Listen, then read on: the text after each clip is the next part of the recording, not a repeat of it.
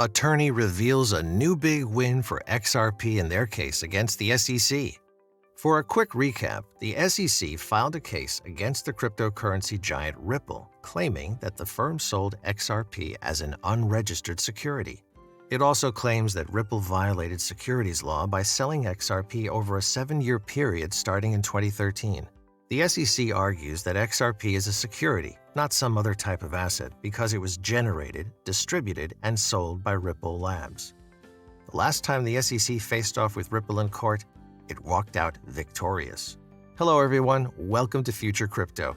Here you'll be informed about the daily crypto news along with the price predictions and updates.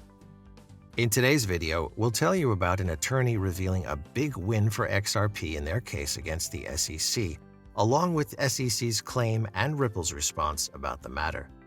You'll also get to know about the Howey test and whether XRP fails within the test and the public response about the case. Is it a security or a currency?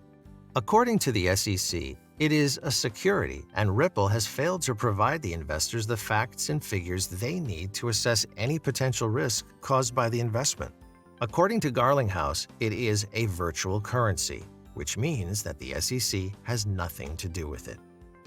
Deaton argues that XRP has a number of uses that essentially precludes it from being classified as a security. An important factor to determine whether it is a security or a currency is the Howey test, which was created by a 1946 Supreme Court case. According to that ruling, it defined a security as an investment or money in a shared enterprise with an exception of profits from others' work. Does XRP fall within the Howey test? Under the Howey test, an investment of funds includes a provision of capital, cash, assets, goods, services, and a promissory note. According to the test, a transaction is a security if 1. People invest money in an enterprise or company. 2. Profits are expected from the investment by the investor. 3. Efforts from someone other than the investor produce profits. Most of the elements are, without a doubt, present in the case of XRP. Purchaser of XRP or other convertible digital assets for fiat or sometimes acquire them by providing services which satisfy the first element of the test. The profitability and success of XRP are clearly due to Ripple's efforts. The reason why SEC claims XRP is a security. The main reason why SEC claims XRP to be a security is because of its centralized nature. Whereas the SEC has already indicated that the Bitcoins and Ethereum are not securities based on their decentralized nature, the SEC views Ripple differently as the development and distribution of XRP were conducted by Ripple in a different way, that is, a centralized way. Ripple's response to the SEC claims. According to Ripple, XRP does not satisfy the Howey test for a variety of reasons, but especially because no one bought XRP with the expectation of getting Ripple's profits. The SEC's complaint challenges that, in 2016, Ripple admitted to the New York State Department of Financial Services that buyers were purchasing XRP for speculative purposes. It also cites a hedge fund investor who owned XRP saying in 2015 that the increase in XRP value is heavily dependent on the success of Ripple.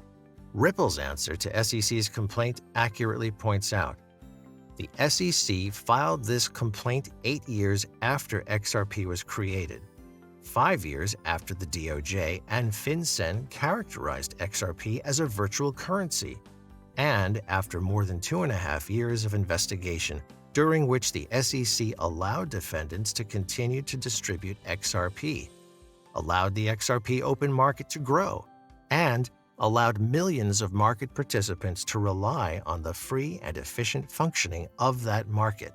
Big win for Ripple in Friday's hearing as it seeks to pin down the SEC for lack of fair notice. From the SEC's arguments, we learned that Ripple has already given the SEC 2 lawyer letters from 2012 and 2015, and the 2012 letter says that the XRP could be considered as a security. That's important because Ripple has 2 viable strong defenses. 1. XRP is not a security. 2. Even if it is a security, Ripple act fair notice that it was a security and therefore is not liable. The fair notice defense by Ripple is of critical importance, as Jeremy points out that the hearing of today was super important as the fair notice defense puts the SEC on trial, so to speak. A fair notice defense looks at what the SEC did or did not do and what effect that has on companies that it has jurisdiction over. The fight over fair notice on SEC's part. For SEC, getting access to the memos is very important as it could necessarily make or break the case.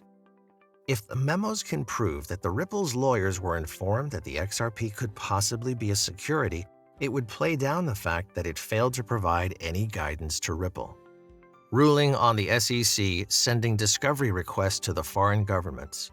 There was a ruling that the SEC could continue to send out the formal requests to foreign governments requesting documents from Ripple's business partners called as MOU requests. Judge Netburn stated that the SEC is well within its rights in asking for information from its foreign peers. The SEC was previously doing this in secret, and after Ripple found out about it and brought it forward, the judge said that they could continue the practice but had to inform Ripple about what they were doing and what documents have they obtained. SEC's bullying tactics. The SEC is trying to scare away the partners, which to some extent is true. Ripple did not have any evidence of that, and it's just a mere assumption on their part, on which the judge was reluctant to rule on as it was just based on assumptions with no underlying facts or evidence. On the basis of the arguments presented by Larson and Garlinghouse, the judge ruled that, notwithstanding all of this, the court concludes that the SEC's use of the requests is permissible and not an affront to the court's jurisdiction. What happens if XRP is deemed as a security?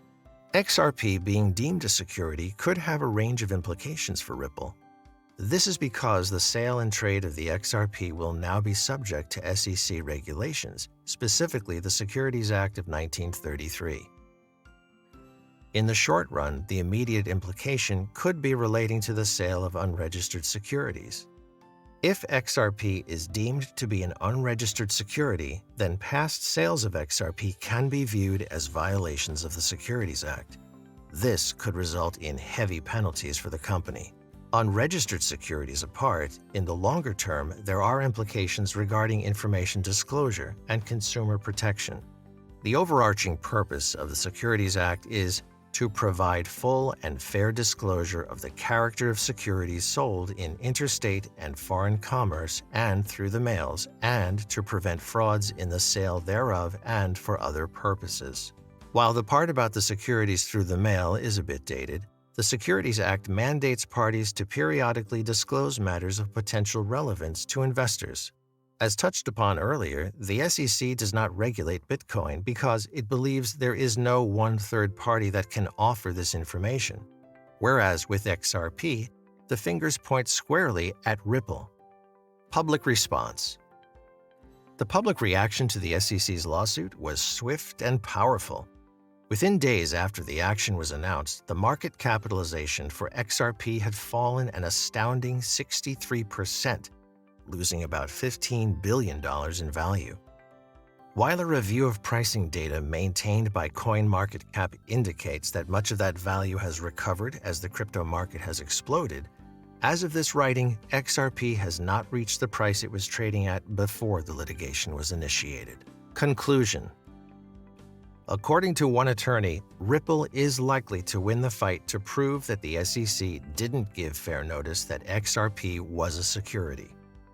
The case has the potential to establish additional meaningful precedent for the application of securities laws to the sale of digital assets. So this is it from us for today. Thanks for watching, and don't forget to subscribe.